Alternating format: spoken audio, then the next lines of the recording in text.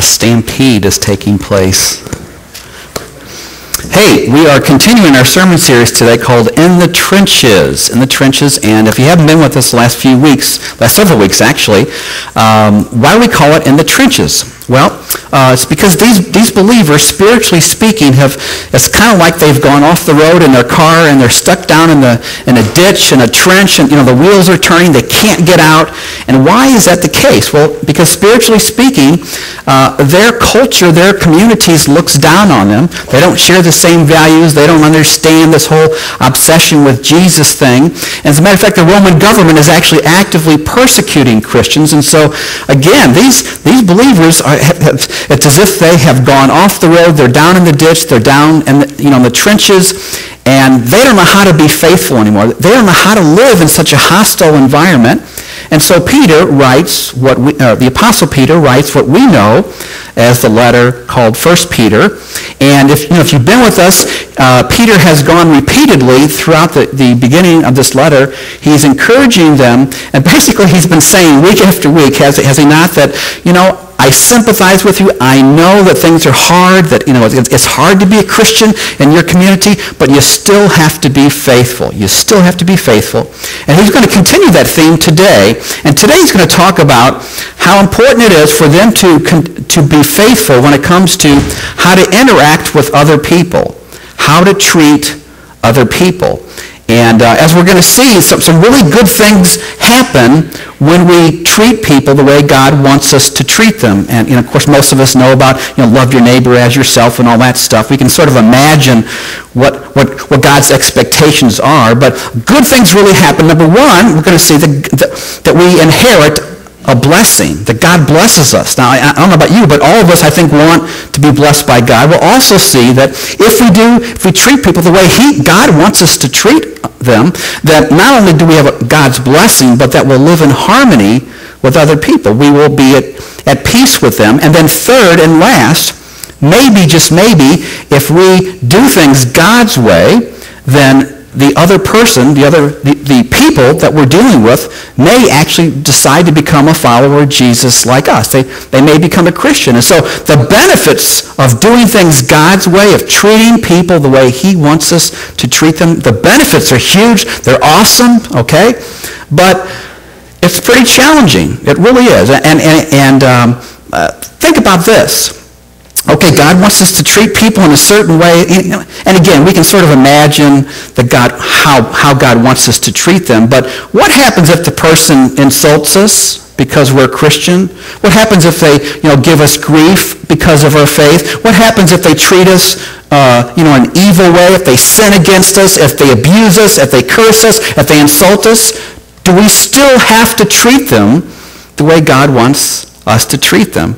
And I think we know the answer, right? Yes, we still do. If we want God's blessing, now if you don't want God's blessing, you don't have to treat them the way God wants you to treat them. But if you want God's blessing, we have to do things God's way. We have to be faithful in this area. And if we want to live in harmony with people, we have to do things God's way. We have to treat them the way God wants us to treat them. And if we want them to potentially, maybe, just maybe, become a Christian like us down the road, yeah, we do have to be faithful in this area and treat them the way God wants us to treat them. So it's going to be very, very challenging for us today. And hopefully you guys are up for the challenge. So basically what we're going to do today, he's going to start out by telling us this is the expectation. This is how we should treat other people. Then he's going to tell us what the benefits are. Okay, we've already talked about those just briefly, but we'll cover them in more detail. And then we're going to end the sermon by talking about practical ways to pull this off. Because again, on the surface it seems like, oh yeah, okay, well God wants me to love my neighbor as myself, or okay, well, I'll see if I can do that. That is worth pursuing. But it's hard when people treat you like dirt. Okay? And that's where it's going to get challenging for us today. So hopefully the practical tips at the end will help you deal with what we're going to talk about today. So you guys ready? Okay. I didn't hear any yes. Yes? Okay, we're awake. All right. So 1 Peter chapter 3 is where we're going to be. What a surprise there, right? End of your New Testaments. And remember, the Apostle Peter is writing to people, again, they're beaten down, they're discouraged, and how can we be faithful? Our families hate us, people at work hate me, people at school hate me, nobody understands me, they just make fun of my faith. And it could be that the people have actually kind of, they're just not being faithful in terms of everyday living, and so they are probably absorbing the what's going on in culture, which does not jive with what God wants them to do. So here we go. We're going to talk about God's blessings, and again, all of us want God's blessing, I would think, but there's a price to pay if you want God's blessing. So here we go. Beginning in verse 8, he says, "Finally, all of you live in harmony with one another. Be sympathetic. Love as brothers, be compassionate and humble. Do not repay evil with evil or insult with insult, but with blessing, because to this you were called, so that you may inherit a blessing. For whoever would love life and see good days must keep his tongue from evil and his lips from deceitful speech. He must turn from evil and do good. He must seek peace and pursue it. For the eyes of the Lord are on the righteous, and his ears are attentive to their prayer. But the face of the Lord is against those who do evil." So verse 8, he starts out, he says, you need to live in harmony with one another. Now, again, I'm sort of speculating here just a little bit, but it seems to me it could be that these people are not living in harmony with each other. Otherwise, why does he have to say that in verse 8? And remember the context. Family members hate them, friends hate them, co-workers hate them. They don't understand. There's active persecution of Christians, and so there's a lot of tension in their lives, every day of their lives, okay? They're rubbing up against especially non-Christians, and these non-Christians are like, you are weird, and they're actually persecuting them. So it could be that they're not living in harmony with one another. So he gives this command. And then comes verse 9, and I don't know about you, but I kind of wish verse 9 wasn't there. I mean, I like the end of it, talking about the blessing. I like that part, but I don't like the rest of the verse. I don't know about you guys, but he says, "Do not repay evil with evil, insult with insult, but with blessing. Because to this you were called, so that you may inherit a blessing." So again, if I were to ask the question, do you want to be blessed by God? I'm like, oh yeah, we're all going to raise our hands. But did you notice what we have to do to get the blessing? We cannot repay evil with evil. We cannot repay insult with insult. In other words, again, the context here is somebody is giving you grief because you're a Christian. They don't like that, and they're teasing you, they're mocking you, they're persecuting you. They get in your face, and they curse you. They call you this religious idiot, this Jesus freak. What is wrong with you? Believe in the Bible and stuff.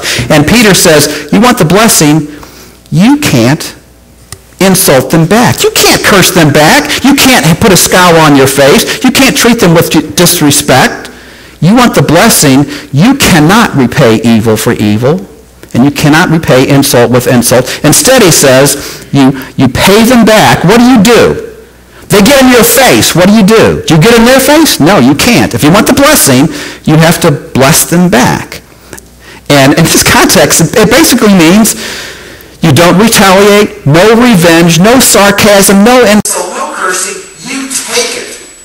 You're patient. You're understanding. You put a happy face on your, thank you for sharing your opinion about Jesus and what you think about me. We cannot retaliate. That's the only way to get the blessing. And again, I really wish a lot of verse 9 wasn't here. I'm just being honest, because I don't know about you, when somebody gets in my face, and I've had this, and maybe you have too, particularly when I was in the work world, I would have people, they just hated Christians. And I would try and live my Christian faith out, and they would get in my face, and they would tease me, and they would mock me, these little sly comments during meetings or whatever. And I could tell it, and it was hard for me to, yes, I love you, It's hard to do that, right? But if you want the blessing, that's what we have to do. In fact, verses 10 to 12, he sort of elaborates on this point, and he actually quotes from Psalm 34, and he says, do you want to see good days? Well, then you have to keep your tongue from evil. Keep your tongue from evil and lips from deceitful speech. In other words, when somebody gets in your face and teases you and mocks you because of your faith, don't retaliate. Don't call them names. Don't curse them. Don't insult them back. You have to keep your tongue from evil. And not only that, he says, turn from evil and do good. So not only do I have to take it and you have to take it, we have to do good to them. We have to bless them in some way. Meaning, again, in this context, it's just being patient with them, being kind, being understanding, doing your very best to live in harmony with them. You don't want conflict. You don't want to irritate them, okay? Do good and not evil. And then, in case we want the blessing, but we're not willing to do what is required to get the blessing, and that would be me, okay? I want the blessing, all right, I'm just being honest. I want the blessing, but man, if somebody gets in my face, I want to get back in their face. That's my normal reaction. I don't know about you guys, but verse 12 tells us basically that we can't do that. He says, man, this is pretty strong stuff. He says, for the eyes of the Lord are on the righteous, and his ears are attentive to their prayer.